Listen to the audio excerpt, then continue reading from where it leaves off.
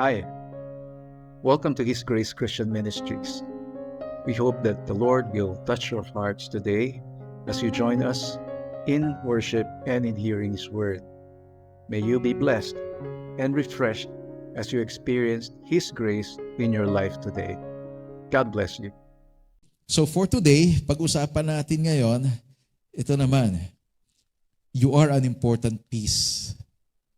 You are an important piece. No? So, maaring akala mo ay wala kang kabuluhan, pero kagaya sabi nga natin last week, we understand the value of each one of us, and therefore we serve one another. Now, we focus on this one right now, you being an important piece. Okay, tama na po ba yung ating spelling ngayon? Kinakabahan na ako sa spelling natin. So, last week, you are God's masterpiece. Now, you are an important piece. Mahalaga ka. Parang sa yung pyesa ng isang puzzle. No, pagkakulang, hindi maganda yung itsura ng picture. And that's why yesterday, masaya man kami, pero dahil may mga missing pieces, hindi kompleto yung saya. Okay, na-miss namin yung iba sa inyo. Si Maricel, hindi nakasama kahapon. So, si Ma'am Yvonne, hindi rin nakasama. Ito pa man din yung main teacher natin sa VBS nung last time. So, kaya, na-miss namin. Sayang, hindi kayo nalagyan ng pulbos. Yun pa man din yung hinihintay namin. Hindi, biro lang. But again, okay, we are an important piece of the puzzle, of the big puzzle. So, tingnan po natin ito. Let's all stand up as we look at the Word of God. And sa 1 Corinthians chapter 12, verses 12 to 20. Medyo mahaba-haba po ito. Sundan na lang po natin. Sundan po ninyo ako. Okay, 1 Corinthians chapter 12, verses 12 to 20. It says, "For just as the body is one, and has many members, and all the members of the body, though many are one body, so it is with Christ. For in one Spirit we were all baptized into one body, Jews or Greeks, slaves or free, and all were made to drink of one Spirit. For the body does not consist of one member, but of many. If the foot should say, because I am not a hand, I do not belong to the body, that would not make it any less a part of the body. And if the ear should say, because I am not an eye, I do not belong to the body, that would not make it any less a part of the body. If the whole body were an eye, where would the sense of hearing? If the whole body were an ear, where would be the sense of smell? But as it is, God arranged the members in the body, each one of them as He chose. If all were a single member, where would the body be? As it is, there are many parts, yet one body." Okay, let's thank the Lord for His word. Father in heaven, we submit to you ourselves today. And we thank you, Father, that as your word is read, we have the confidence that, Lord, we will be blessed today, Lord, as we accept the things that we'll be hearing. We thank you, Father, that you are a promise-keeping God, and that as we rely on your words, O God, Lord, we will experience your power being manifested in our lives. We will experience your love more and more. And thank you, Father, that we can be channels of your blessings, channels of your love, so that more and more people will come to know you. Lord, we believe that you desire that all men will be saved, O God, and that you are accomplishing this through each one's life, Lord. As we trust in you, thank you, Father, that we bear witness to your power, to your love, and that indeed, Lord, we manifest, Lord, the character of Jesus in us. Thank you, Lord, Holy Spirit, because you are our counselor, you are our guide, you guide us into all the truth. And today, Father, that as we listen to the word, oh God, that will be spoken today, thank you, Lord, Holy Spirit, that you will be the one to guide us into all the truth. We honor you today. We give you praise. In Jesus' name we pray. Amen. Amen. You can take your seats. Salamat po. Okay, how many of you here have read this letter of Paul to the Corinthians? This is now chapter 12. Yung binasa natin pang chapter 12. Pag binasa mo yung mga naunang chapters nitong letter na to, mapapansin mo yung tono ni Paul. Because there are a lot of issues in the Corinthian church na may mga problema. Yung church, the same way na ang mga churches ngayon, may mga problema din. Okay? May mga issues, may mga bagay na kailangang i-correct. Much the same sa Corinthian church, may mga problema sila, they have issues like immorality, sexual immorality in the church. There's division in the church, and Paul had to address all this. Kaya mapansin natin doon, ma-observe natin, there are corrections, there are rebuke and instructions. The same way that as we deliver the message nowadays, mayroong part na marirebuke tayo, na pagka sinasabing nare-rebuke tayo, yung na-pinpoint yung mga mali natin sa buhay. So, kasi pagka may mali, dapat i-correct. Hindi po ba? And we have the standard of the Word of God, which is the Bible.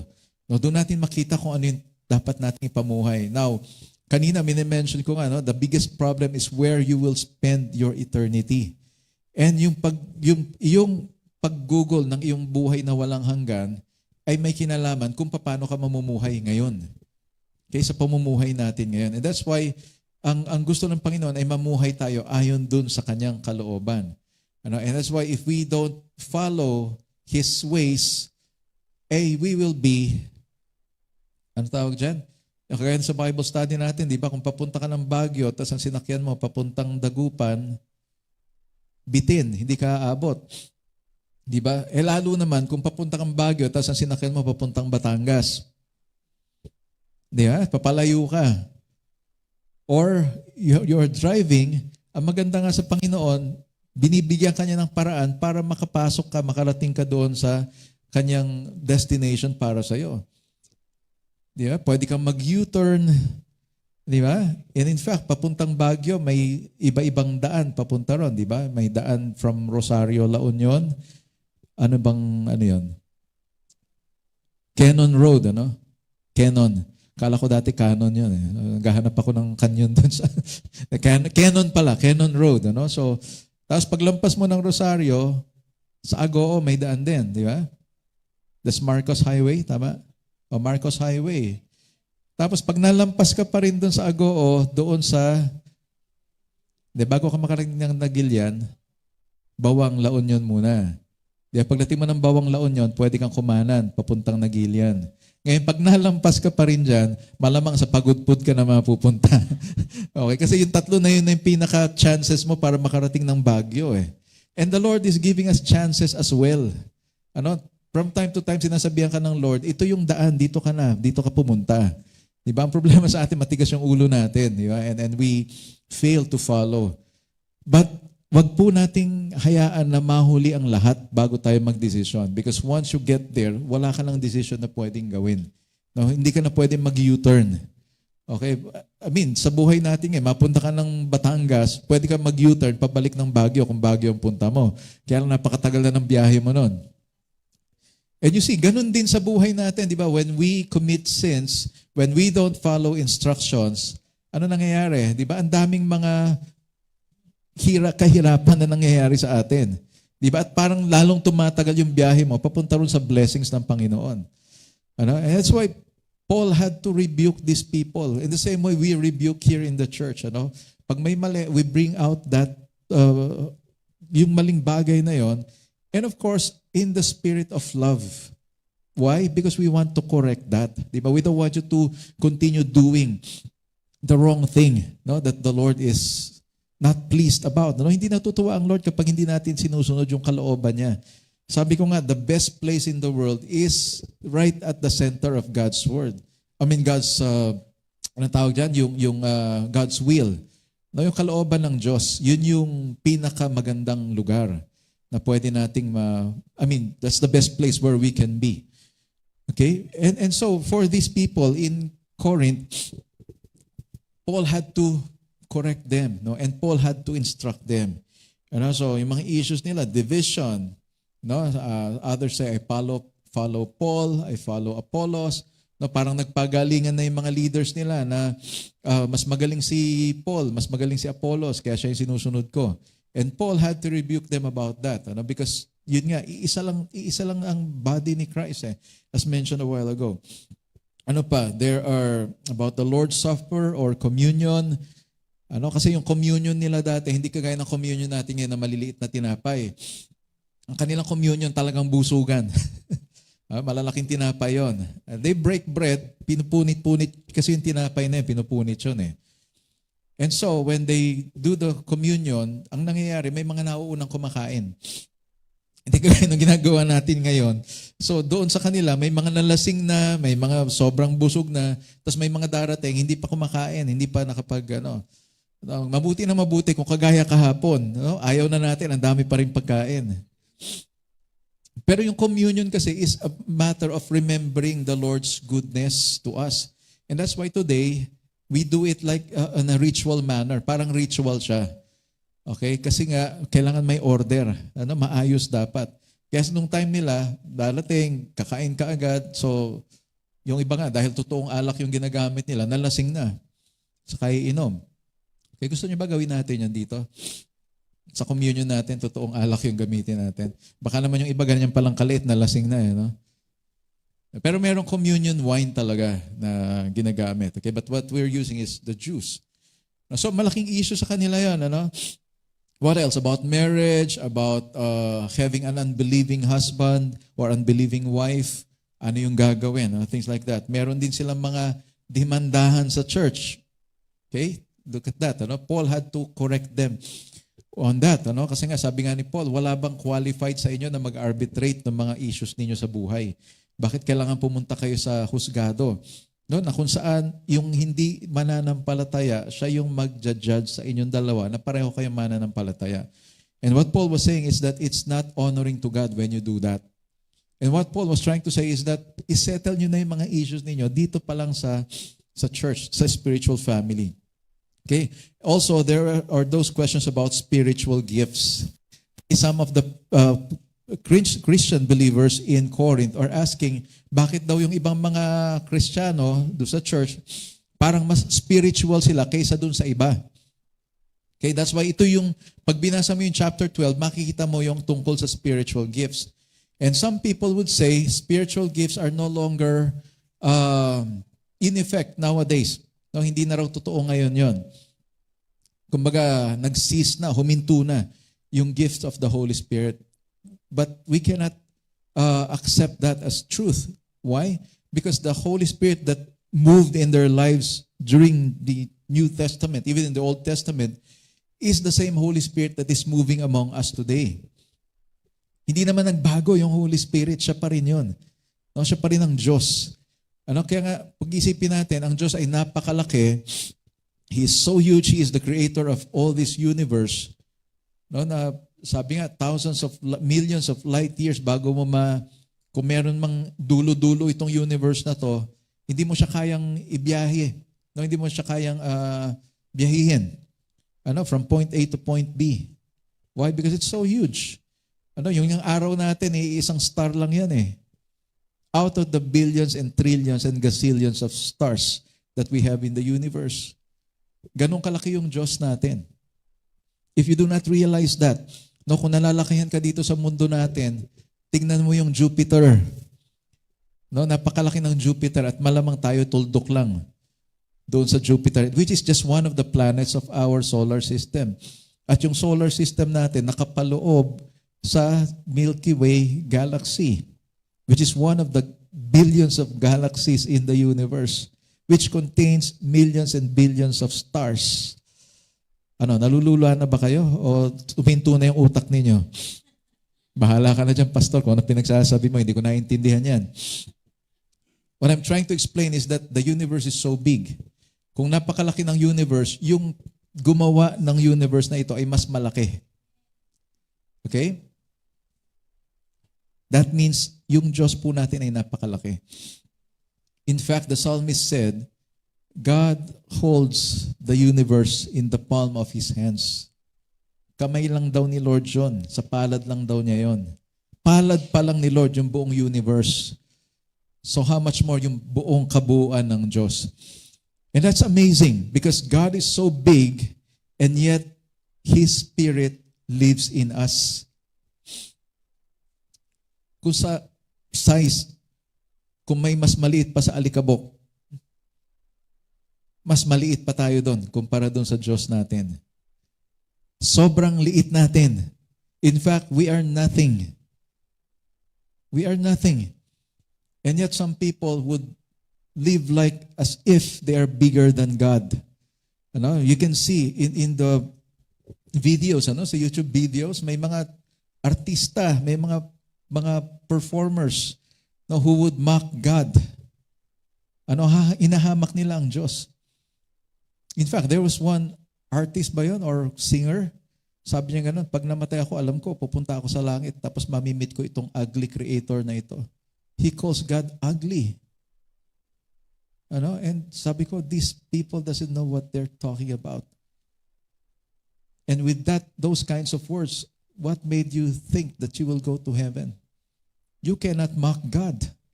Subukan mong hamakin ng Diyos at He will not let you go unpunished for that.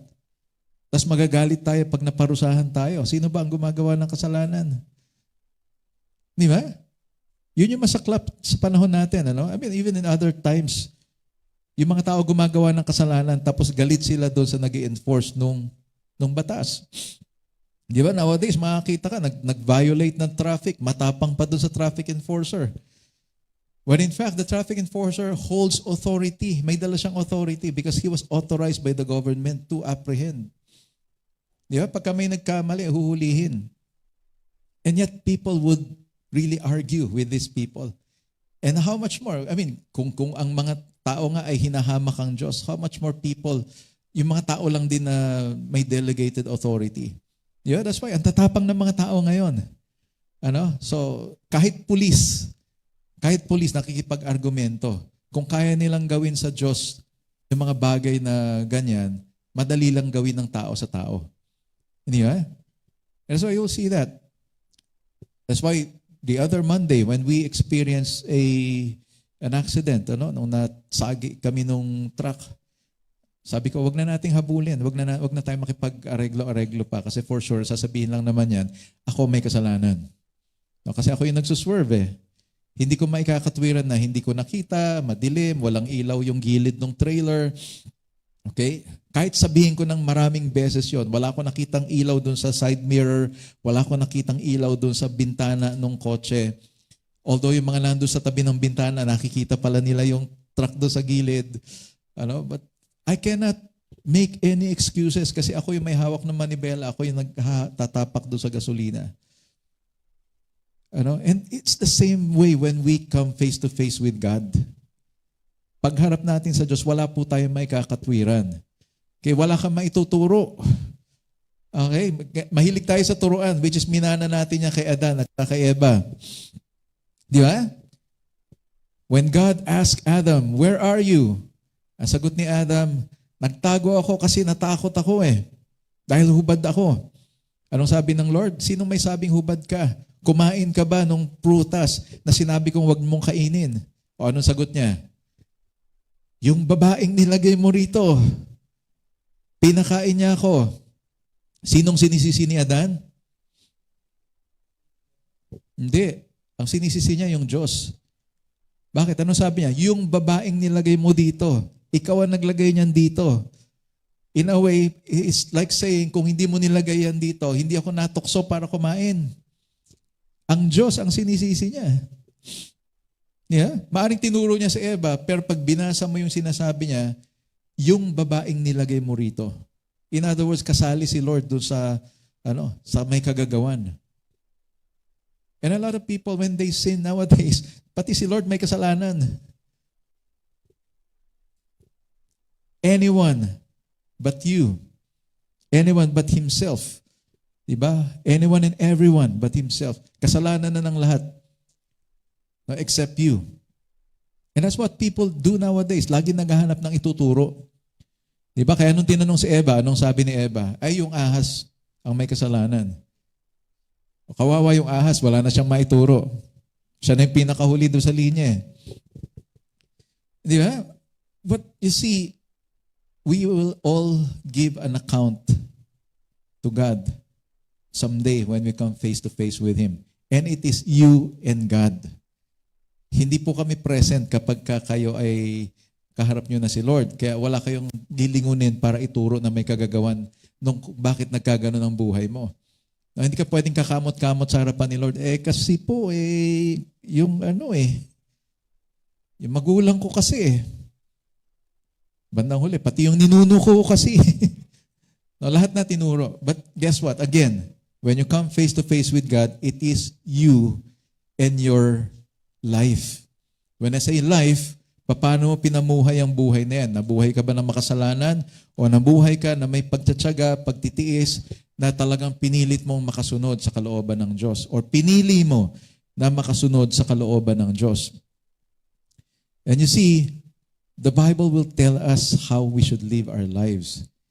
And we have to understand, as God has called us to live in community, in a spiritual family like this, hindi po gusto ng Panginoon na tayo po ay upo lang dyan, focus sa salita ng Diyos, pagkatapos ng preaching, uwi na tayo without even connecting to anyone here.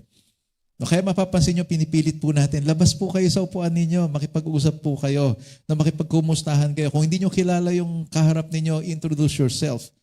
And I think one way to do that is talagang, I'm going to give you in time next week, to stand, to reach out to somebody na hindi mo kilala. Kung hindi mo siya kilala, malamang hindi ka rin niya kilala, you can introduce yourself, you can ask several questions. I'm going to provide you some questions na pwede niyong pag-usapan. Okay ba kayo doon? Wala naman kayong magagawa eh. Unless na hindi kayo pumunta next week. Okay? You see, ito po yung church. Ito po yung ibig sabihin ng isang spiritual family. Hindi po tayo, kaya nga, since we connect with one another, nagkakaroon po tayo ng concern sa isa't isa. Last Friday, I had my first day of class. Nagturo po ako dun sa aming course on marriage preparation and enrichment. Now, one of the courses in the spiritual family,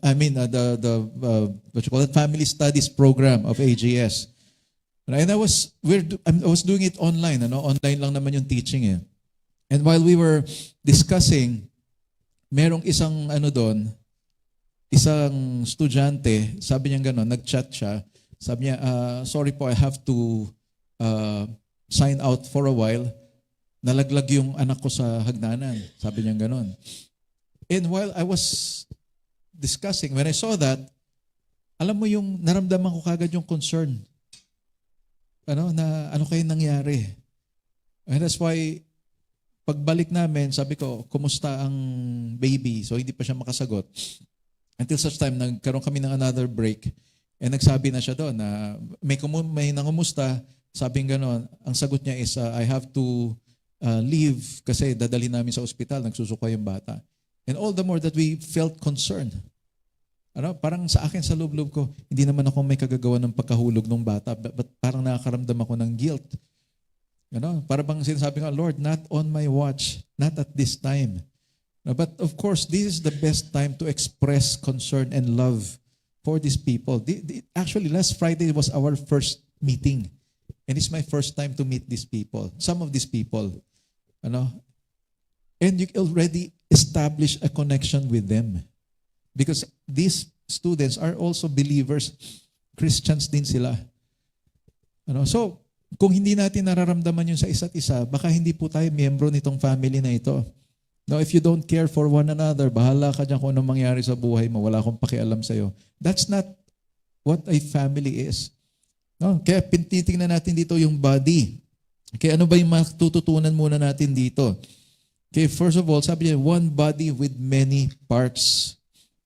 One body, many parts. Okay?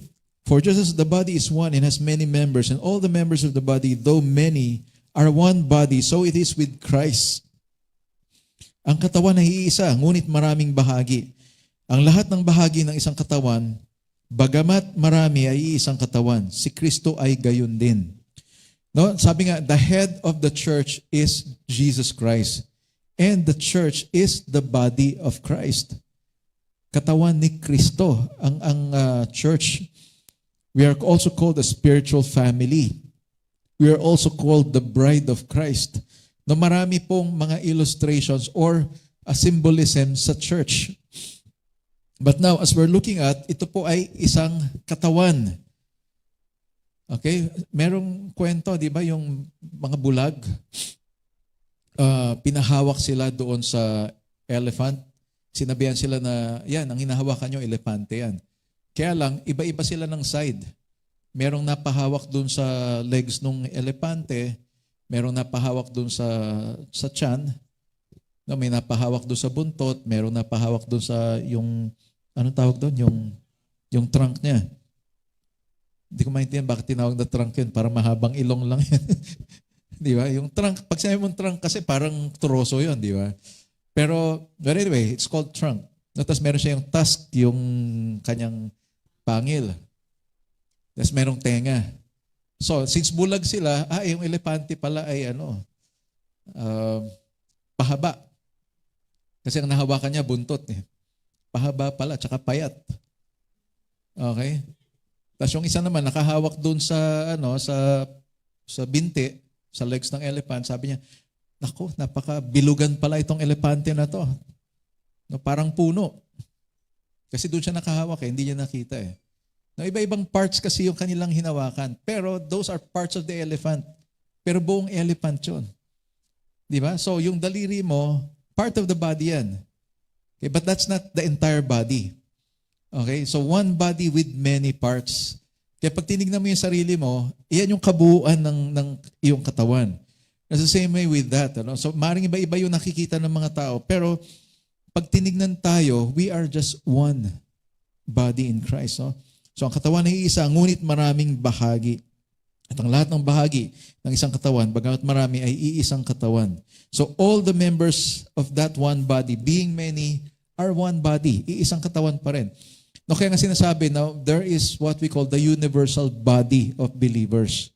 Tayo po, we are a local body of believers. Why? Kasi merong JIL, merong, di ba, CCF, merong Victory, merong iba-ibang mga churches yan, but we are one body. Okay? Some people would say, bakit kayo iba-iba pangalan nyo? Iba-iba pangalan. Bakit? Itong mata, ano bang pangalan nito? Mata. Ito, anong tawag dito? Hindi mo naman pwedeng tawagin ng mata rin ito. Diba? It's part of one whole body. Magkakaiba yung mga pangalan. Diba? Yung kuko mo sa daliri or yung daliri mo sa paa, anong tawag doon sa English? Diba ito? Fingers. O yung daliri mo sa paa, anong tawag doon? Toes. My toes, my knees, my shoulder, my head.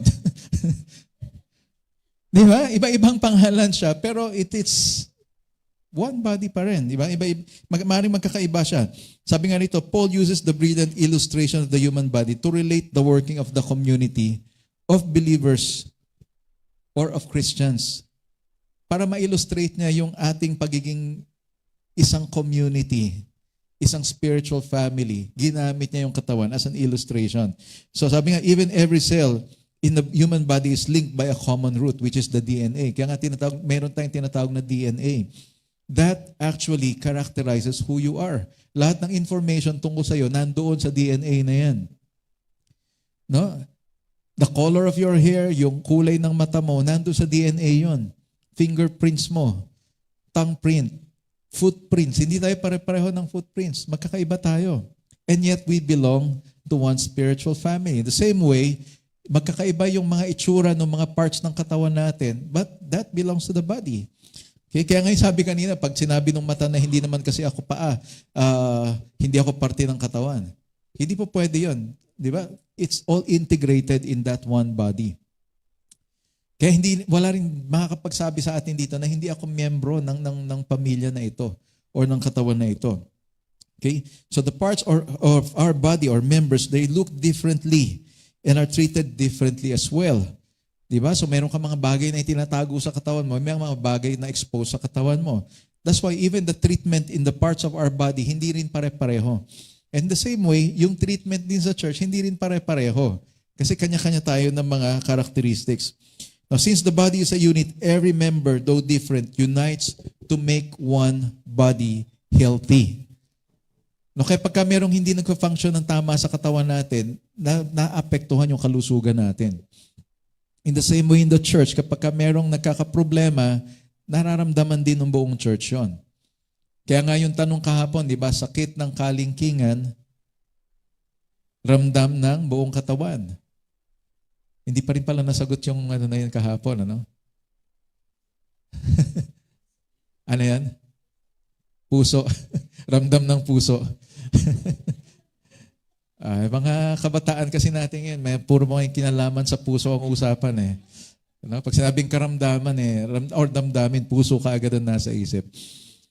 Ano? But ramdam ng buong katawan, sabi nga. So, this addresses the division in the church. Kasi nga, dahil hindi tayo pare-pareho, it doesn't mean na magkakahiwa-hiwalay tayo, magkakawatak-watak tayo. The same way that every part of our body is connected to one another. Na wala ka naman parte ng katawan na nakahiwalay sa'yo. Di ba? Meron ba sa atin dito yung mata ko, naiwan ko sa bahay. Balikan ko muna yung isang mata ko. Di ba? Wala namang ganun di ba? Walang spare parts. Although they're trying to do that right now through the stem cell technology. Di ba? Na magkaroon ng spare parts daw yung katawan. Dahil masyadong advanced yung teknolohiya natin ngayon, yun na yung kanilang mga tinitignan na pwedeng gawin. No, in fact, pwede bang yung utak mo nakahiwalay sa katawan mo? Uso na ngayon ng artificial intelligence. Di ba? In fact, there was I think yung sa, yung isang grupo, yung may worldview sila na sabi nga someday, ma-overtake tayo ng technology. Na yung laman ng utak mo pwedeng ilagay sa isang chip. No? That the computer will be more intelligent than us. Ganon yung mga pananaw nila. Yung kanilang mga worldview. Na mas powerful daw yung computer. Come to think of it, sino bang nag-create ng computer? Tao lang, di ba? But you know what? There is a scare nowadays. May kinakatakutan ngayon.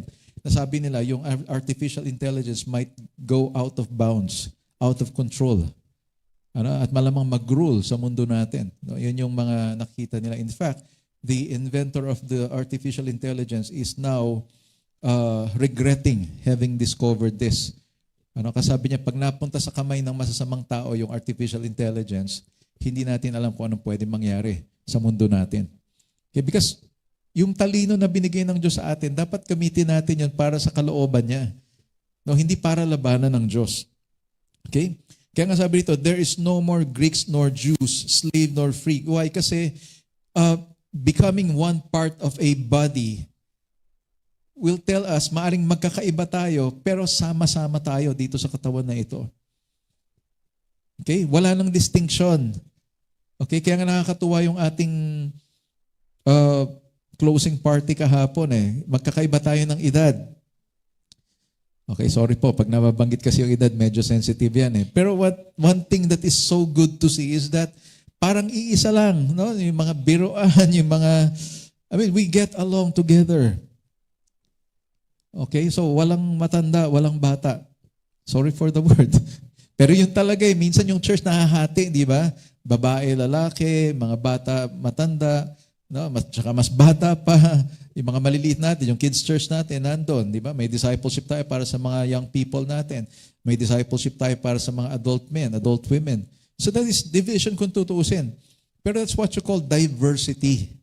Differences, pagkakaiba-iba. But we remain united.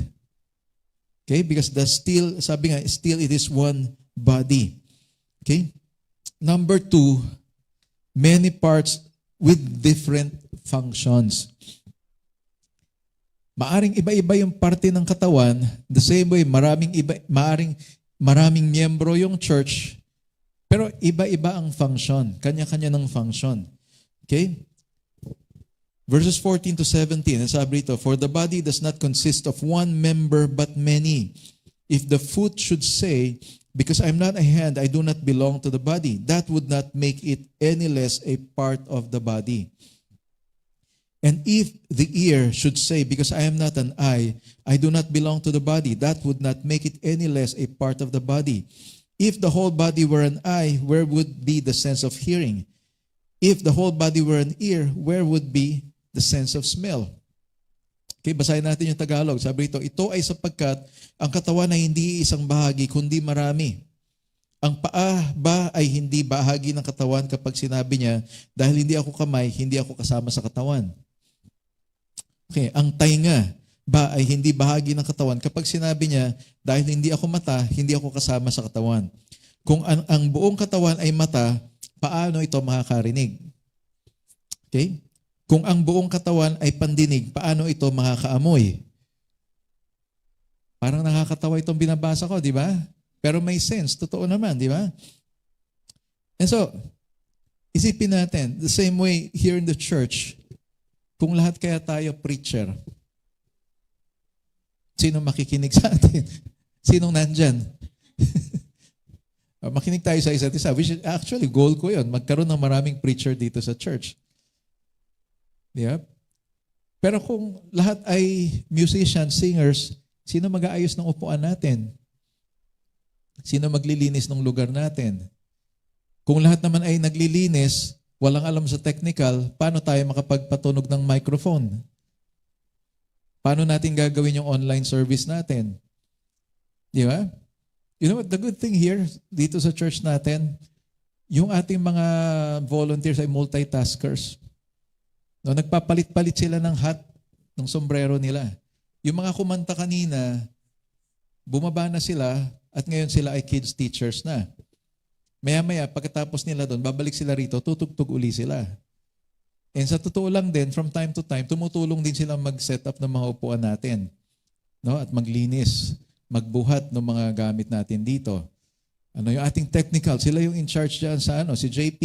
No, isa-set up niya yung ating mga computer, tapos pupunta siya rito sa harap para kumanta. Paano ba yun? Sa susunod, pagkatapos mo kumanta, mag-preach ka na rin. Ako naman papalit sa iyo dyan. Okay? Well, you see, we need more. No? Kailangan ng church ng mas marami. Hindi po tayo kontento doon sa ginagawa natin ngayon. Okay, masaya po tayo at nagpapasalamat tayo doon sa mga tao natin, especially the music team. Sa totoo lang, pagod na pagod yan ng simula kahapon. Hindi po sa kapa-practice, sa kalalangoy. Because I wanted to treat them. I wanted to treat them kasi nga yung ginagawa nila talaga dito. I mean, during the VBS, during the Vacation Bible School, sila rin yung nag-design ng stage natin. Lahat ng mga nakita ninyo rito, kasama silang nag-design. Nag-stay sila rito for several days. No? Nagka-cut sila ng mga papel, nagpipintura, naggagawa ng mga animals, naglabasan yung mga talents. Multi-talented. But the thing is, we want to give everyone a chance to be a part of this body.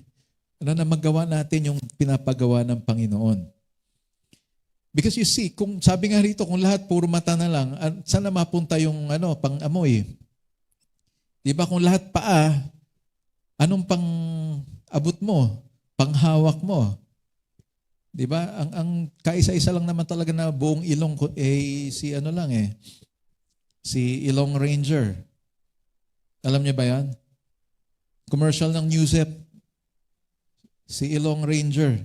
Yung ilong na may sombrero. Pero kahit ilong lang siya, hindi siya talaga ilong lang, malaking ilong lang siya, pero pag tinignan mo, may mata pa rin siya. May paa at saka kamay. Okay, kaya hindi pa rin siya talaga isang buong ilong lang. I mean, nakakatawa yung argument ni Paul dito, but what he's trying to say is, hindi po pwedeng isang parte lang at yun na lahat. What he's saying is, there is diversity in the body, may kanya-kanyang function. Di ba? Para mahawakan ko tong microphone na ito, yung kamay ko ang gumagana. At para maabot ko tong microphone na to, yung paa ko, dinala ako doon sa tech booth natin para kunin tong microphone na ito. Yung paa yung nagdala sa akin doon, yung mata yung nag-direct kung saan yung direction. Di ba? At ngayon, yung bibig ko, di ba?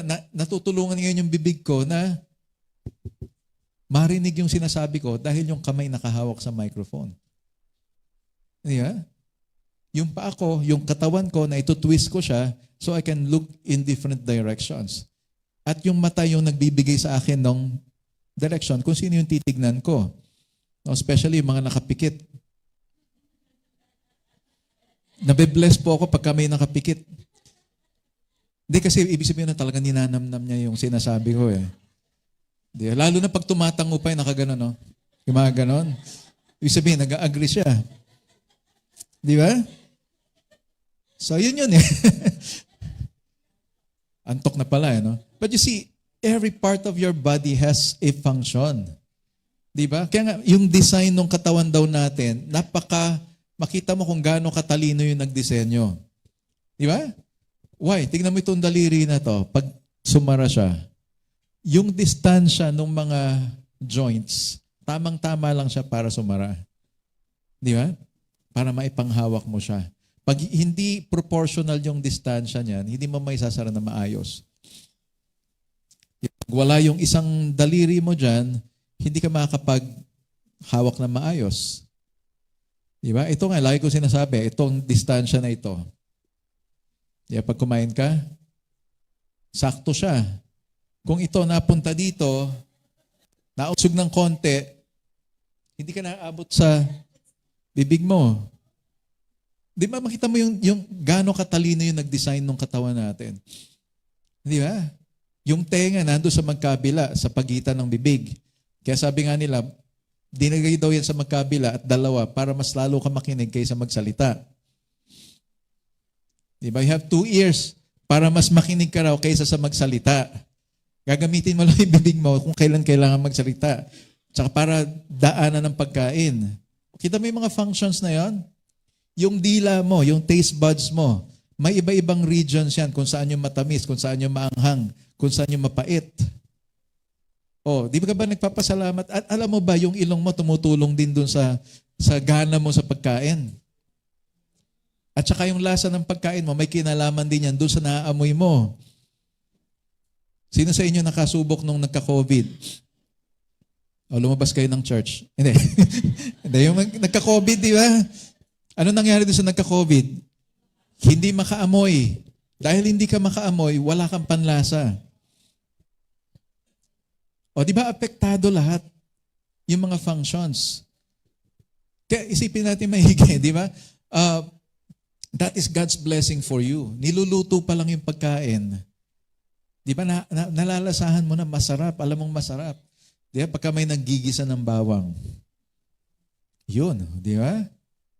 Kita mo, kinukwento ko pa lang, parang naaamoy nyo na. So that's the senses that's working, ano?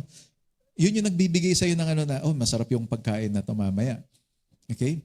So in the same way, every part of the body works together.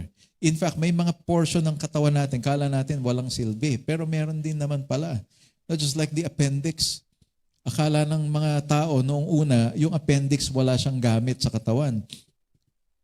Pero lahat ng nilagay ng Diyos na parte ng katawan natin, may gamit lahat siya. Did you know that your appendix is the manufacturing plant of good bacteria in your body? Lactobacilli. Shirota strain. Hindi, yung good bacteria na meron dun sa iniinom natin, actually, pinoproduce ninyo nung ating appendix. Kaya akala natin, pag pinutol yung appendix, walang effect sa atin. But in reality, yung appendix, siya yung nagpo-produce ng good bacteria sa sikmura natin, sa intestines natin. At sabi nga, kung healthy yung sikmura mo, kung healthy yung intestines mo, healthy yung katawan mo. O, yung maliit na part na yun, akala mo walang silbi siya. Pero meron. Di ba yung apdo? O, may drama kami nung college, si Rio yung gumanap na apdo. Umiiyak siya. Sabi niya, wala akong silbi sa katawan na ito. Sabi niya, isa lang akong apdo. Yung apdo, yun yung nagsasala ng mga taba sa katawan natin. Pag natanggal yung apdo mo, wala ka ng pansala ng taba. Hindi ka na pwedeng kumain ng pork. Bawal ka na. Bawal na kumain ng taba kasi wala na eh. Pag yung kidney mo nagka-problema, hindi na rin masala yung mga dumi ng katawan mo. Pag hindi nasala yung dumi ng katawan mo, hahalo sa dugo mo yon. Hindi po ako doktor, pero based on readings and yung mga naririnig ko ng mga diagnosis, ganun siya. Kaya nga you have to take care of every part of your body. Di ba? Minsan ako, nalulungkot ako, sabihin ako, kain ka ng matamis, hilig mo sa soft drinks, hilig mo sa mga dessert, baka ma-diabetic ka niyan o magkaroon ka ng diabetes. Sabi ko, hindi naman sa pagkain ng matamis yung nagkakaroon ka ng diabetes. Kaya ka nagkakaroon ng diabetes kasi hindi na nag-function yung pancreas mo. Humihina na yung function ng pancreas mo, kaya ka nagkakaroon ng diabetes. Kumain ka lang ng kanin, tumataas yung sugar mo. Matamis ba yung kanin? Bakit pinipigil niyo akong kumain ng cake? Yung kanin nga, hindi naman matamis, nakakataas ng blood sugar. You see, ang may problema hindi yung pagkain, ang may problema yung organ mo. Okay? It is your pancreas. Ingatan mo yung pancreas mo. Maghanap ka ng pagkain or pwede mong gawin para palakasin mo yung pancreas mo. Para kahit kumain ka ng leche flan ng every Christmas. Every Christmas lang din naman. Wag naman lagi na di ba? And point ko lang, just like for me who has a tawag doon? Sweet tooth ba tawag doon? Bakit sweet tooth? Dila yung sweet tongue dapat yun, di ba? Anyway, di ba, kagaya ko mahilig sa matamis, ang laging sinasabi sa akin, mag-ingat ka, baka magka-diabetes ka. And I would say, ingatan natin yung pancreas natin. Why? Kasi yung pancreas na yung apektado sa katawan mo, kaya hindi ka na pwedeng kumain ng mga matatamis. Now, because your pancreas, siya yung nagre-regulate ng blood sugar mo. Anong ginagawa ng pancreas? Pag mataas yung blood sugar, magpapump siya ng insulin para bumaba yung blood sugar mo. Natural insulin from the pancreas. Ngayon, kapag ka naman mababa yung blood sugar mo, magpuproduce ng glucose yung pancreas mo para tumaas naman yung blood sugar mo. So, yung pancreas ang merong responsibility doon. May function na ganun. Okay? So, that's your body. But how about here in the church? Diba? Some people, may sila. Wala naman kasi kaming title or position sa church para gawin yung mga bagay-bagay. So, you see, nakadepende tayo ron sa kung anong title mo para alam mo kung anong function mo. But there are a lot of people here, hindi naman natin nilagyan ng title pero nagpa-function sila. In other words, mas importante yung function kaysa doon sa title. Yung title, nilagay lang yun para ma-identify kung ano yung function mo. Diba? Kaya pag sinabing mata, ang function ng mata ay tumingin. Di ba? To see, to look, at mag-provide ng information sa brain kung ano yung mga nasa paligid. Yung function ng kamay natin, to reach out, to hold, to carry. Kung wala yung paa, hindi maaabot nung kamay yung dapat niyang abutin. Kaya hindi pwedeng sabihin na dahil hindi ako kamay, hindi ako parte ng katawan. The same way, yung sinasabi kasi ng mga Corinthian people, Corinthian Christians, hindi ako part ng church kasi wala akong spiritual gift. Hindi ako nag-speak in tongues, wala akong ng mga spiritual gifts na yun. Wala akong prophetic gifting. Wala akong gift of administration or gift of whatever. Hindi po. God placed you here for a purpose, for a function. Okay? And again, yung title, yung position is simply an identification of your function. Kaya minsan binibiro natin yung mga nag-share, di ba? Pagka nagpapashare tayo. And when they started to share something that is very significant, minsan tinatawag natin, Pastor. Di ba? Ang ganda ng sinabi mo, Pastor. Di ba? So it's like a function. Kasi pag nakita mo, parang function ng pastor yun. Nakaka-encourage yung sinabi niya. And that's why we joke around. But then again, dito sa church may kanya-kanyang function din tayo. We function. Again, sabi ko kanina, yung ating online service, hindi magiging possible yan kung hindi nagfa-function yung ating technical team. Itong microphone na ito, hindi tutunog na maayos kung wala yung ating sound engineer. Okay? The sound engineer talagang tawag dyan . Okay? Yung mga connection ng mga speakers natin. Sinong pwede kong i-assign dyan? Ate Medel, kaya mo ba? Kita mo, di ba? Kasi iba yung function naman ni Ate Medel. Di ba? So, maaaring ang function ni Ate Medel is in the intercessory, mag-pray. Mag-bless. Kanya-kanya. Okay? Sabi nga rito, it is the same principle that can be applied to the church.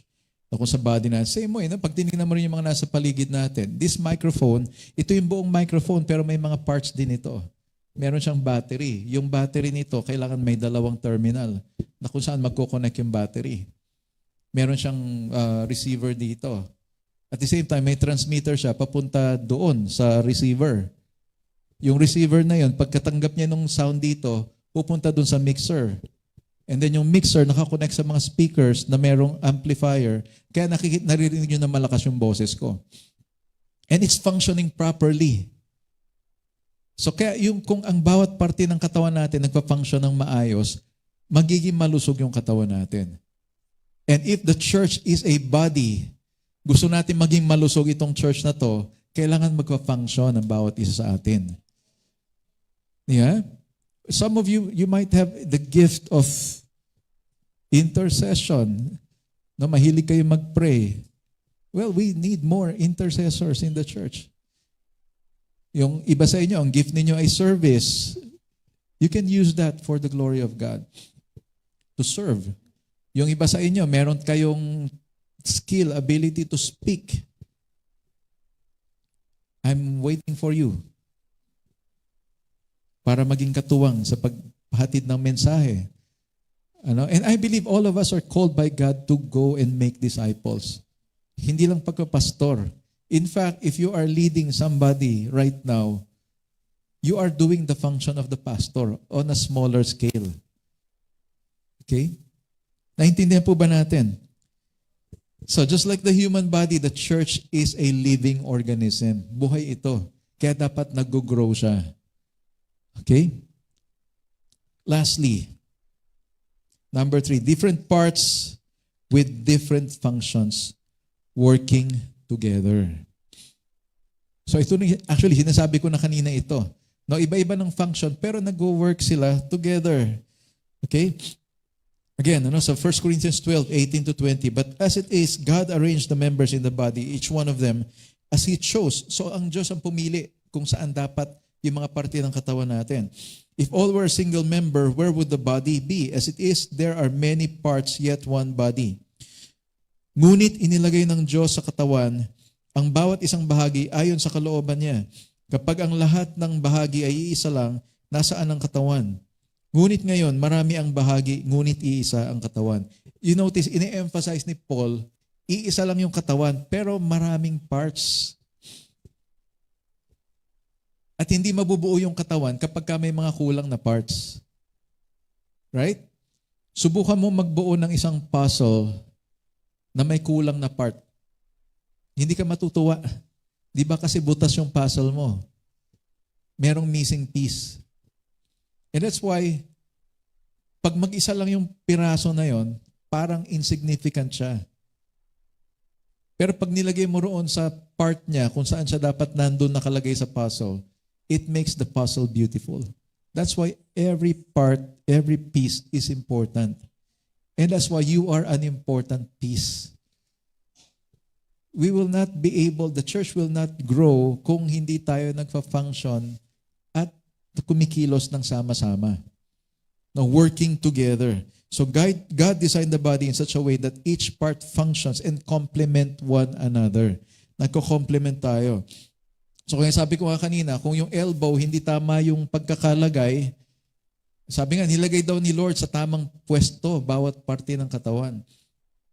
At tamang position. O, lagi nga nating naririnig na biro what if kung yung ilong natin, imbis na nandito pa ganun siya. Imaginein mo yon. Pag yung butas wala dito sa baba, nandito sa taas, baka maduduling ka. Lagi kang lunod. Di ba? Ganong katalino si Lord eh. Isipin mo pag nagbuhos ka, or tumampat ka sa shower, or kaya naglalakad ka, biglang umulan. Kung nandito yung butas, anong gagawin mo ngayon? Doon nakaganong ka lagi. O nakayuko ka pag umuulan, di ba? Pag nag-swimming ka, paano ka magsuswimming? Butterfly. Hindi, malamang laging palusong. Pasisid. Kasi kailangan yung butas eh. Di ba kayo nagpapasalamat ganyan yung design ni Lord? Yung iba rito, galit kay Lord eh. Lord, bakit yung ilong ko? Parang nadaanan ng kung ano. Nakadapa daw, sabi niya. Di ba? Di ba kayo nagpapasalamat kahit hindi nyo matanggap yung disenyo, yung shape ng ilong mo, may butas pa rin siya. At yung butas nasa tamang lugar. So nag-work siya ng maayos. Mahirap yung walang butas yung ilong mo. Di ba? So, saan ka hihinga? Kaya tama-tama yung pagkakadesign ni Lord. And I believe the Lord placed you here for a specific purpose. Okay, so hindi po pwede talaga na yung ating music team, sila rin yung ating ushering, sila rin yung ating kids teachers, at sila rin yung ating technical people. Ginagawa lang po nila yan ngayon kasi hinihintay po kayo. Hinihintay kayo. Okay? So anong talent meron ka? Hindi naman pwede lahat kumakanta. Or else gawin nating choir yung buong church. Pwede rin. Attend kayo ng Saturday practice. I-assign namin kayo. Kuya Dado, tenor ka ba? Soprano. Hindi, soprano, babae pala yun. Ako kasi baritone ako. Baritone. Nagbabago-bago yung tono. Diba? Kasi yan eh. Sa lalaki, tenor, bass, at saka baritone. Baritone, okay, hindi baritone. Pagka baritone, yun yung wala sa tono. Sa babae naman, tenor, soprano, alto, tsaka whatever. So, kita nyo pati sa music, iba-iba rin ng part, iba-iba rin ng function. Okay, itong section na to, kayo yung soprano and tenor. Ito yung bass. Alam niyo ba yung bass sa Tagalog? Baho. So kayo yung baho. Ito yung alto and baritone. Makita niyo, iba-iba talaga siya. But we have to work together to produce a harmony. And therefore, this church, nilagay tayo lahat ni Lord dito so that we can all function together, that we can work together to make this body healthy and to advance the kingdom of God. Yun po yung disenyo ng Lord para sa atin. You might be asking yourself right now, ano ba pwede kong gawin talaga dito sa church? Dinala ka ba dito ni Lord talaga para maupo lang dyan tapos aalis ka? Palagay nyo. Hindi ako mapalagay. Kasi hindi yan eh. Hindi lang yan. Kaya wag po kayo makontento na Kasi yung ating paglilingkod sa Lord is also a product of our salvation. Bakit? Paano mo malalaman na ikaw ay ligtas? Nandoon yung connection mo sa Panginoon. At yung connection na yon, yun yung nagbibigay sa iyo ng desire para maglingkod sa Kanya. I tell you, what I'm doing here is not my dream. Ang pangarap ko po, makadiscover ng gamot sa cancer. Kaya gusto ko maging scientist, chemist.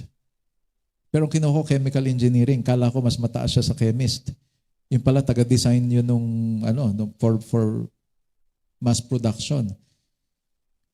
But then again, point is, dito ko nilagay ni Lord to share the message, to encourage people, to correct, to rebuke, to challenge people. Palagay ninyo, bakit kayo nilagay ni Lord dito sa church na to? Parang nakakatakot ito. Mukhang wala nang babalik next week eh. Kasi may gagawin pala ako. Hindi lang pala ako tagapakinig. Yun nga problema dyan, nakikinig na nga lang kayo. Paglabas nyo ba, naaalala nyo yung narinig ninyo? Sinasabuhay nyo ba yung naririnig ninyo? Doon pa lang may problema na tayo, di ba? But you know what? God wants us to take to heart everything that we are hearing here. Nobody told me, wala naman nagsabi sa akin na maglingkod ka sa Lord eh. It was a natural desire for me. I was seeking, no? Naghahanap ako kung ano ba yung katotohanan talaga. And I discovered hindi naman pala talaga yung mabubuting gawain yung magdadala sa atin sa langit. Yung mabubuting gawain ay katunayan na ikaw ay papuntang langit. Resulta yan nung pagbibigay mo ng buhay mo sa Panginoon. Kung ibinigay mo ang buhay mo sa Panginoon, nagtiwala ka sa ginawa ni Jesus, na siya ay namatay para sa iyo, para ikaw ay maligtas sa kasalanan mo. Yung parusa ng kasalanan mo, binayaran na ni Jesus yan. One time, we have to travel to Manila dahil may kailangan bilhin. Coding yung sasakyan. Number coding. Number 8, bawal pagka Thursday. But then I discovered merong window from 10 o'clock to 5 o'clock. So pwede kang bumiyahe. Sabi ko kay Rio, okay na lang yan. Kung malampasan tayo or maabutan tayo nung coding, pag nahuli tayo, magbabayad tayo. But guess what? What if nahuli ako, sir, coding kayo. Bawal kayo sa daan ngayon. Bibigyan ko kayo ng ticket. Presyo niyan ay ganito. Dati 300 or 200. Pwede niyong bayaran sa Metrobank, pwede niyong bayaran sa mga bangko ganito. Ngayon, pwedeng GCash na yata, I think. What if biglang sabihin nung traffic enforcer, ito po yung babayaran nyo. Kaya nga lang po, may nagbayad na para sa inyo. Kaya hindi ko na po ibibigay sa inyo to, hindi nyo na kailangan bayaran. Pwede na po kayong bumiyahe. Yun po yung ginawa ni Jesus para sa atin. Dapat may babayaran tayo. Pero ang ginawa ni Jesus, binayaran niya na. No, nung nasa krus siya, nung sinabi niyang it is finished, actually ang translation ng it is finished, it is already paid. Bayad na. No, parang yun yung sinasabi niya dun sa krus na yun. Nung sinabi niya it is finished, it was also saying, bayad na. Lahat ng utang mo, lahat ng dapat mong bayaran. Of course, yung utang na pera, kailangan bayaran yan. Pero yung utang mo sa Panginoon, utang mo sa Diyos, bayad na yun. Hindi ka na mapaparusahan. And you see, if that is what God did for you, yun yung ginawa ng Diyos sa'yo, ano yung response mo dun? Ano yung magiging tugon mo dun sa ginawa ng Diyos para sa'yo? When I realized, I discovered na namatay na si Jesus para sa akin, pinatawad na yung mga kasalanan ko, anong gagawin ko ngayon? And so, I surrendered my life to God. I said, Lord, gusto kong malaman yung kalooban mo. Gusto kong malaman kung ano yung plano mo para sa buhay ko. That's why I decided to surrender my entire life to God. And I said, Lord, dahil ikaw naman ang may disenyo sa akin. Ikaw ang gumawa, ikaw ang nagbigay ng buhay sa akin. Ikaw ang may plano, ikaw ang nakakaalam kung anong dapat na buhay ko. And so I surrendered everything. Sabi ko, Lord, lahat ng plano ko sa buhay, kahit hindi ko na ma-discover yung gamot sa cancer, mas gusto kong gawin kung ano yung gusto mong ipagawa sa akin. Kasi magpo-frustrate ka lang kung ginagawa mo yung mga bagay na hindi naman pinapagawa sa'yo. Di ba? Gagawin mo ba yung mga bagay na hindi naman pinapagawa sa'yo? Hindi ka naman nakadesenyo para dyan. And so I said, Lord, whatever you say, kung anong gusto mong ipagawa sa akin, gagawin ko. And so it so happened, when I was in college, somebody invited me to a Bible study. Sabi ko, pure Bible study, walang religion na pag-uusapan. Sure, sabi nga sa akin. And so, when I attended the Bible study, doon ko na-discover, mahal na mahal pala tayo ng Diyos. Hindi pala galit ang Diyos. No, hindi mo pala siya kailangan amu-amuhin na kailangan gumawa ka ng ganito para ma-win mo yung favor ni Lord. I discovered, kahit gaano ka pala kasama, mahal na mahal ka ng Diyos. And so, lalo ako ngayon na napalapit, no, sa Diyos. And I said, God, kung ganyan kakabuti, maraming tao dapat makaalam. Dapat malaman ng maraming tao. And so I committed my life to God. Sabi ko, Lord, gamitin mo yung buhay ko para ma-accomplish yung layunin mo. And so I made that decision. Sabi ko, Lord, here I am. Kung ano yung pwede kong gawin para. That's why when I first attended the church, first time in 1987, November, When I attended the church, nakita ko, ay may tumutugtog. Sabi ko, Lord, hindi aksidente na marunong akong tumugtog. Kahit hindi man ako nakapag-conservatory of music, hindi man ako nakapag-aral ng formal sa music, nakakatugtog ako ng piano. You can use this, Lord. Pwede mong gamitin ito. And eksakto, doon sa dulo ng service, sabi ng pastor, kung meron kayong alam na musical instrument na pwede nyong tugtugin, i-approach nyo yung worship team natin. And so right there, first timer ako sa church. It was my first time. Nag-approach ako dun sa worship leader. Sabi ko, sabi ng pastor, kailangan nyo raw ng musician. Ang tanong sa akin ng worship leader, pinagpe-pray mo ba? Well, nag-pray ako kanina bago ako lumapit. Sabi ko sa Lord, God, pwede mo akong gamitin dyan. It's just a prayer. Sabi niya, ito kasi ang requirement. Kailangan baptize ka na. Kailangan ikaw ay nag-undergo ng discipleship, yung follow-up, things like that. Ganun po ba? Kasi yan, dahil first time ko, I have to go through it first. That's why in 1988, after my baptism, natapos ko na yung follow-up, natapos ko na yung discipleship, ongoing yung discipleship, they accepted me into the music team. That was July 1988. From July 1988 to 2008, I played in the worship team. 1988 to 2008, that is 20 years, walang patid na tugtugan. 3 services. 2 in the morning, 1 in the evening. Pagdating ng gabi, malungkot pa ako. Kasi tapos na yung tugtugan. Next week na lang uli, sa Sabado. Pa-practice uli kami. Pagod, yes. Pero deep inside, in my heart, overflowing with joy. Because I was able to accomplish my purpose. But then, part of my purpose is to make disciples, to share the gospel. Until eventually, 2008, mas malakas na ngayon yung call to level up.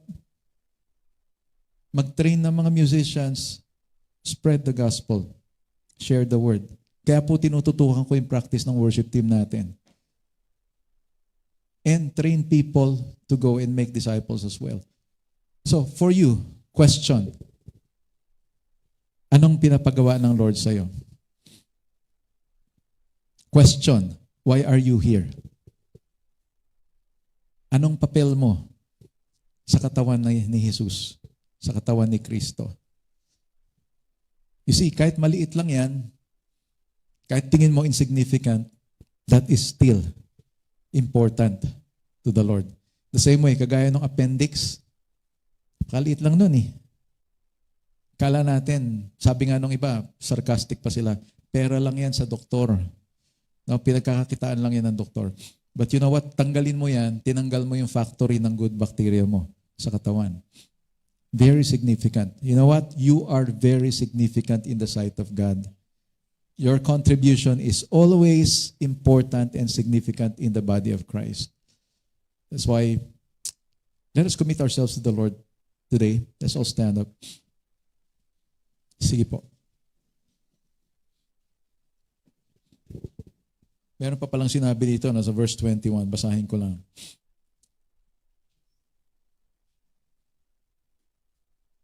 Verse 21, sabi ito, I cannot say to the hand, I have no need of you.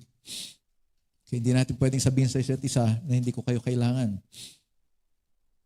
You know what? I studied yung mga pasikot-sikot din dyan sa ating tech. Pagka nawala si Brian or nawala si JP, kahit papano meron akong kayang gawin. But I cannot say I don't need them. In fact, kailangan ko sila. Kasi may mga alam sila na hindi ko alam. Okay?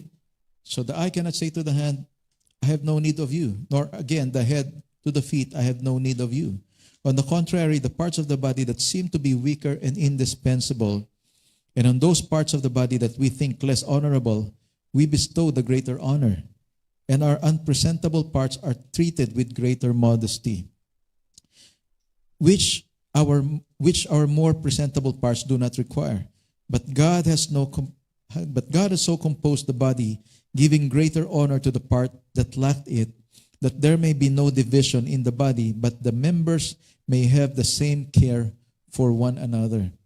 If one member suffers, all suffer together.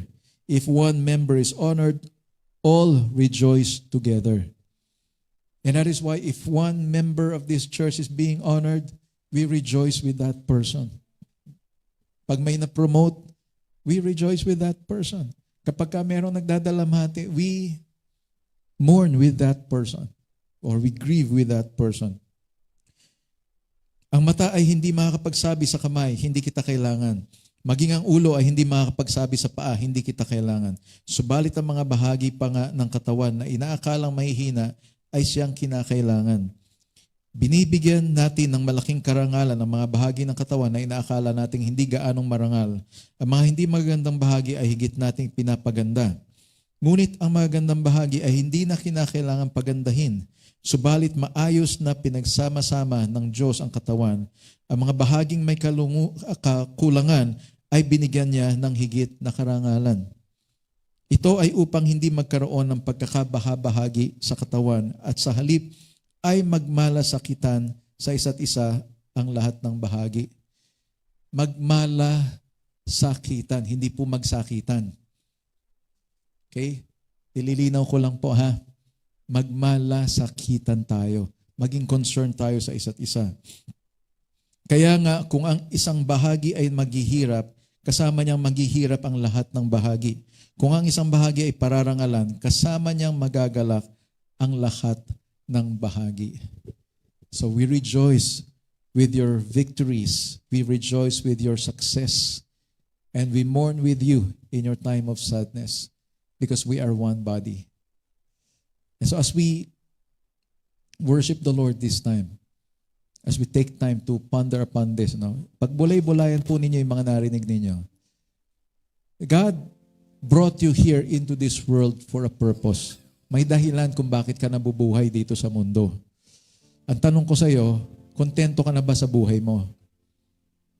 Or baka naman meron pa talagang gustong gawin ang Diyos sa buhay mo? Baka akala mo yan na yan. Meron pa. Meron pang gustong gawin ng Diyos para sa iyo. Gusto ng Diyos na maging pagpapala ka. Gusto ng Diyos na lumitaw yung mga kakayahan na ibinless niya sa iyo. Inilagay niya sa iyo. It's for you to discover that. Question is, what is God telling you to do right now for His kingdom? Again, who are you? Why are you here? What is your mission in life? Or better yet, ask, what is God's purpose for you here in this world? Let's just worship the Lord and be reminded that the Lord has won it all for us. He's been victorious. Kasi isang problema natin, lagi tayo nakafocus doon sa mga struggles natin sa buhay. Lagi tayo nakafocus doon sa mga kahirapan na nararanasan natin. Guess what? God wants you to be victorious as well. God wants you to experience success in your life. Hindi po yung success na kagaya na sinasabi ng mundo na marami kang pera. Yung success na sinasabi ng Diyos ay yung ikaw ay panatag sa buhay mo. Tagumpay ka sa lahat ng mga pagsubok mo. Hindi ka tumitiklop, hindi ka bumibigay sa lahat ng mga pagsubok mo sa buhay. Yun yung gustong disenyo ng Diyos o yun ang disenyo ng Diyos para sa iyo. Dahil alam ng Diyos, hindi mo kaya, siya na yung gumawa. Siya na yung kumilos. And that's why napagtagumpayan niya sa krus ang lahat. And therefore, kung tagumpay ang Diyos, gusto ng Diyos maranasan mo yung tagumpay na yan. At ikaw ay maging tagumpay din. Let's just worship the Lord this time. Jesus overcame everything. He has overcome the world so that we'll be able to live the life that He planned for us to live. Gusto ng Panginoon na lumitaw kung sino ka talaga. Because you see, hindi ka talunan eh. Hindi ka talunan. And the devil wants to keep you down, but God wants to lift you up. In reality, God doesn't need our help. Hindi kailangan ng Diyos yung tulong natin. But you see, the fulfillment, the satisfaction, And the meaning of life comes from accomplishing His purpose in our lives. Don't be contented with where you are right now. Marami pang gustong gawin ng Panginoon sa buhay mo, sa pamamagitan ng buhay mo. Gusto ng Diyos na maging pagpapala ka. And so, let's commit our lives to the Lord right now. I mean, if you are seeking, gusto mong malaman kung ano yung gustong ipagawa ng Lord sa iyo, you can just come to Him right now. Can you just lift up your hands to the Lord? Kung sinasabi mo, Lord, I want to serve you. I want to accomplish your purpose for my life. Gusto ko mangyari sa buhay ko kung ano yung plano mo para sa akin. Just lift up your hands to Him. As a sign of surrender. Just telling the Lord, God, I'm laying it all down to you. Pinagkakatiwala ko lahat sa iyo. And gawin mo, Panginoon, kung ano yung gusto mong gawin sa buhay ko. Because I tell you, hindi po plano ng Diyos na sirain ang buhay mo. Hindi plano ng Diyos na pahirapan ka. Kundi ang plano ng Diyos ay sa kabila ng mga kahirapan na nararanasan mo, maranasan mo yung kapangyarihan niya. And I tell you, yung simpleng, which is not really simple, na pagpatotoo mo na ang Diyos ang kumilos sa buhay mo, na naranasan mo yung kapangyarihan ng Diyos, that is already accomplishing God's purpose for you. Dahil ang isang purpose ng Diyos sa atin ay maihayag yung kanyang kabutihan, maihayag yung kanyang pag-ibig sa lahat ng tao. Will you be willing to be a witness for the Lord? Taas mo lang yung dalawang kamay mo as a sign of surrender to Him. And let us be serious about this decision. Because God looks at our hearts. Nakikita ng Panginoon yung puso natin, yung sinseridad natin sa sinasabi natin. So as you lift up your hands, show to the Lord or express to God your sincerity in doing this. Let me just pray for you. Father, you can see these hands lifted up. God, you can see the desire of each one's heart. Nakikita mo, Panginoon, kung ano ang laman ng puso nila at kung ano yung kanilang dinidesire. Lord, I believe that you honor their faith and that you want them to experience, Lord God, your faithfulness, your power in their lives. Sa kabila ng mga pagsubok na maaari pa naming danasin, God, itinataas namin ang aming mga kamay at sinasabi namin, Panginoon, na kami ay patuloy na magtitiwala sa iyo. Kami ay patuloy na mananampalataya at patuloy na gagawin ang mga bagay na pinapagawa mo sa amin. Sa kabila ng mga challenges namin sa buhay, sa kabila ng mga problema namin, pinipili namin, Panginoon, na lakaran yung landas na ipinagkaloob mo sa amin, na inihanda mo para sa amin. At naniniwala kami, Panginoon, na kung ipagkakatiwala namin ang lahat sa iyo, ikaw ang magbibigay sa amin ng katagumpayan. Lord, ikaw ay nagtagumpay, Lord. You have overcome the world, Lord, and everything in it. And right now, God, alam namin na sa aming pagsuko sa iyo ay paparanas mo ang katagumpayan na ito, God. Salamat, Lord, na even sa gitna ng mga problema namin, nagkakaroon kami ng kapanatagan dahil ikaw ang siyang nagko-comfort sa amin. Ikaw ang nagbibigay ng kalakasan ng loob sa amin at kagaanan ng loob. And sa aming paglapit sa iyo, Panginoon, salamat din na ikaw ang nagbibigay ng kapayapaan sa amin.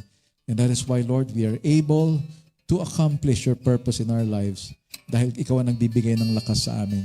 And that's why today, Lord, again, tinataas po namin ang aming mga kamay bilang pagsuko sa iyo at pagbibigay tiwala sa iyo at pag-aalay sa iyo ng aming buhay.